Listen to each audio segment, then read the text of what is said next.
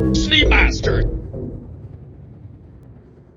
Hi everyone, Master here with a brief review of the RSI Constellation Phoenix. The Constellation Phoenix is the VIP transport variant of the Constellation series. It has luxurious interiors to take important personnel for either business or pleasure.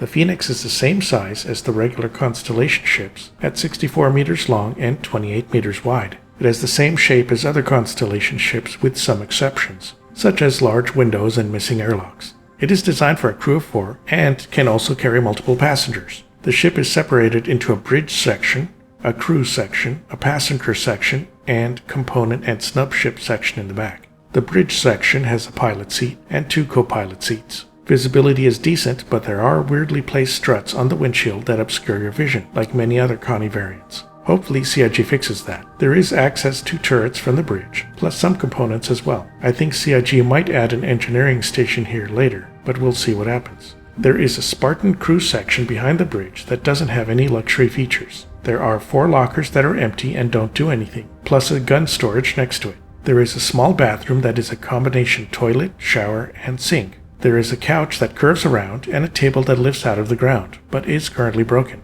There is supposedly a small kitchen section here, but it's hard to see any functionality out of it right now. It doesn't seem to do anything. There are 4 double-decker beds that will double as escape pods in the future, with some visual glitches in them right now. On top of the crew section is a small round docking port which you can use to dock to other ships or stations. There is no airlock or ladder though, so I don't know how useful it is except when gravity is turned off and everyone has a suit on. There is an elevator in the crew living quarters to enter or exit the ship below. It has a built-in airlock so you don't lose air in the crew area.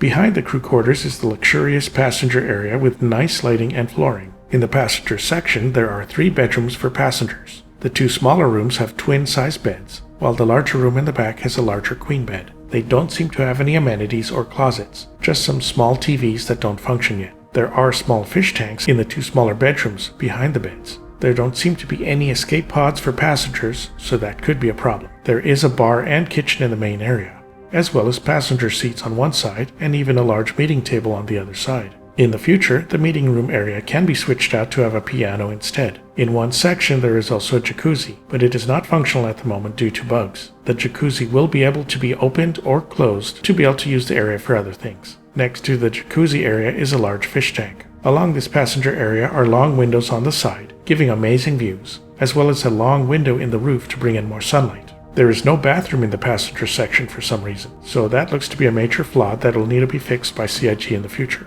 In the back, behind the passenger section, you have component access as well as the docking section for the Kruger P-72 Archimedes Snub fighter that is included with the ship purchase. The P-72 Archimedes has 4 size 1 guns and is very agile and fast. You can get in and out of the fighter from this rear section, but it is bugged in patch 3.17.5. Often you can't undock the Snub fighter in this patch, but supposedly it works in 3.18. You can manually dock or use auto-docking for the Snub fighter. The manual docking is very difficult, at least for me, so I always use auto-docking. To dock, while in the Snub fighter, simply target the Phoenix and then tap N. Instead of lowering landing gear, it will request docking from the ship, and then you can manually dock or you can hold down N to auto-dock.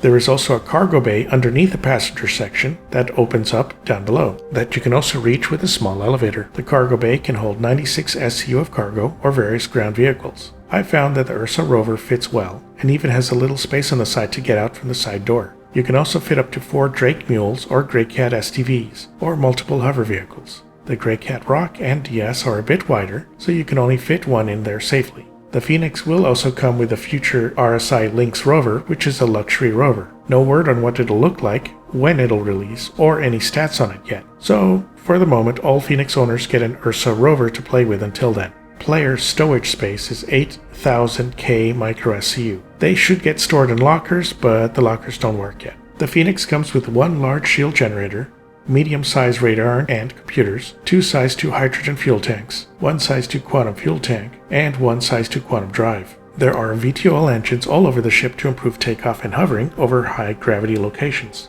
Combat speed is slow at 144 meters per second, and a max speed of 911 meters a second. The ship won't win any awards for speed or maneuverability, but range is decent on the ship. The Drake Corsair, which is a competitor to the Connie series, is a little faster and has longer range. What they don't tell you though is the Constellation series has a lot of armor and hull health. Currently in-game, it has a health of 165,000 HP compared to a Drake Corsair with only 88,000 HP. So the Phoenix can definitely withstand more damage than other ships its size. On top of that, the Phoenix has 4 size 5 gun hardpoints on the engine nacelles, with gimbal size 4 guns by default, which the pilot can fire. These default to Omniski laser cannons, which are powerful but slow. You can switch the top 2 guns to be fixed size 5 guns, but the lower guns are stuck at gimbal size 4 due to their size and placement on the lower nacelles. Hopefully CIG fixes this in the future too. There is also a manned turret up top and a manned turret below the bridge, both with dual size 2 laser repeaters. They extend out of the ship when in use and are normally covered by an armored shield when not used. The top turret has excellent visibility and has 360-degree angle around the top of the ship. The lower turret is more cramped and doesn't have a great view. The lower gunner is squished in a bit, but also has a 360-degree angle around the lower part of the ship. Both turrets have radars and targeting info though,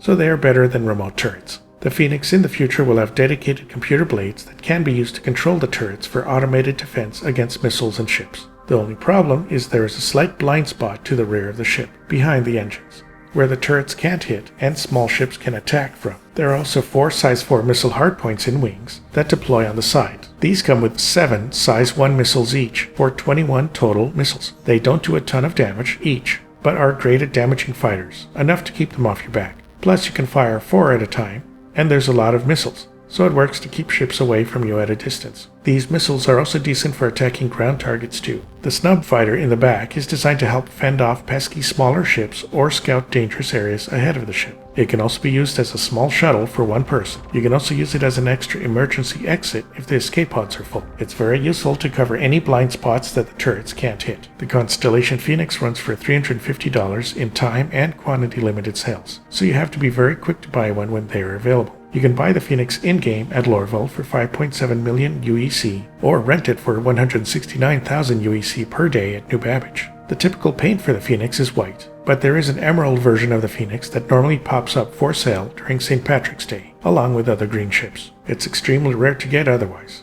You can also get the auspicious red paint during the Red Festival that's going on now, or the dark green military paint. The black heron paint, which is dark gray and green, the orange heron paint, which is orange and white, the polar paint, which is white and gray, the Stormbringer paint, which is gray and blue, and finally the white heron paint, which is white and dark blue.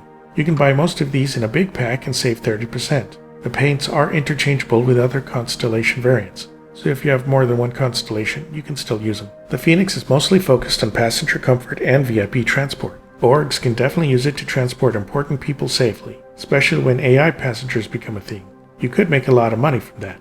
You can use the Phoenix to carry a decent amount of cargo, but at the loss of some missiles compared to other Constellation ships. And for the price, it's best to get another ship for that. The Phoenix would be great for tourism and business meetings that require more comfort. You can transport ground vehicles for tourists to explore distant places safely. You could use it for carrying racing vehicles in style as well. It can be used for combat, and it's not bad just as long as you have people manning the turrets, and the Snub ship is used for defense. But remember, the slow speed, like on other Constellation ships, means it is at risk from smaller, faster ships. If you have escort ships, then the Phoenix would be great for busting blockades to rescue VIPs and their cargo due to the heavy armor and shields. The slow speed can be a problem for passengers that need to get somewhere in a hurry though. The quantum drive is decently fast, but the combat at max speeds are slow, so passengers will have to wait a bit longer to get to their locations. For transport jobs that require speed, this won't be the best ship for that. The ship is also very large, so you have to be very careful when landing somewhere. Also, the loss of the side airlocks that you have on other Constellation ships means you can't dock sideways to stations or other ships in space. This limits entrance to only the crew or cargo elevators, which means you have to land somewhere first, unless the upper airlock can be improved. Going through a vertical airlock doesn't seem very luxurious for fancy passengers, and forcing passengers to walk through the crew quarters to get to the crew elevator is not very nice. It needs a dedicated passenger airlock, I think. The design of the Phoenix is very old, and it urgently needs a complete overhaul in my opinion. I love the ship for flying around with such a nice view, but the Phoenix is very lacking. Hopefully CIG comes back to the Constellation series and revamps them completely. The Phoenix needs a larger fix than other Connies. The lack of passenger bathrooms, escape pods, and airlocks is a big problem. Passenger storage needs to be improved too, so passengers can carry gear and guns and store them in their own rooms. The bar needs to be functional so you can store drinks and foods in it too. Also, with the long neck of the ship, you have to be careful when landing. If you land too hard, the bridge section can get hit from the ground and cause damage, so be gentle when landing. All in all, it'll probably be an amazing ship, but the Phoenix is currently missing some important features right now. I love the look of the ship, especially colors and large windows, but the problems with it keep me from being too interested yet. It would be a great ship to take friends to visit exotic places or relaxing views. Remember, the price of the Phoenix will go up in the future once CIG does upgrade the ship and release the RSI Lynx rover, so buy the ship sooner than later if you want to get it at the lower price. Alright, so that's it for the RSI Constellation Phoenix review. Please like and subscribe if you enjoyed the video. You can use my referral code if you decide to jump in as Star Citizen, and you'll get 5,000 extra in-game credits. Here's a big thank you to my current patrons. I have a Patreon going for $3 a month. All patrons will have the names listed at the end of my videos, and get first pick on the next item I will cover. So feel free to sign up and let me know what you'd like to see next. Okay, catch you all next time.